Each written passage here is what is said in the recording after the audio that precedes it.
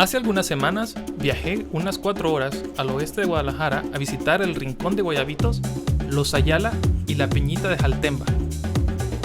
Estoy hoy en Playa de Guayabitos con una familia de amigos míos, compañeros de trabajo. Y pronto iremos a la Isla del Coral, que se ve allá atrás. No sé si logran escucharme entre tanto ruido, pero esperamos pasarla muy bien. La playa de Guayabitos es muy popular y mucha gente va allí y rentan botes y motos acuáticas. Pero lo más atractivo del lugar es ir en bote a las islas que están a unos kilómetros de la costa. En el video anterior ya les mostré lo hermosa que es la Isla del Coral. Se las recomiendo mucho. Al viajar en bote a la Isla del Coral, pasas por la Isla del Cangrejo, a donde solo viven aves y crustáceos.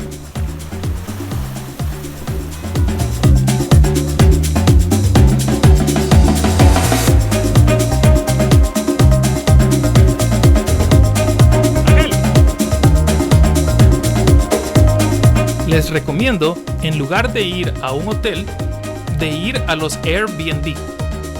Yo me quedé en uno en la Peñita de Jaltemba, que es un pueblo aledaño al Rincón de Guayabitos. Estas tomas son del rompeolas de ese pueblo, donde muchos pescadores se juntan. También tengo un video a donde choqué mi dron, justo en ese árbol que están viendo allí.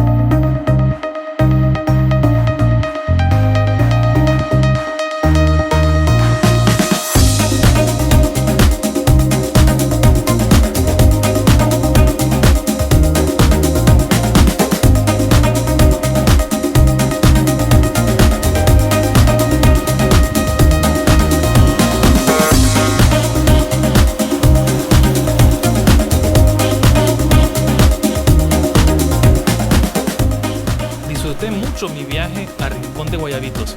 Espero que algún día ustedes puedan conocerlo. Hasta entonces, que sigan volando alto. Hasta luego.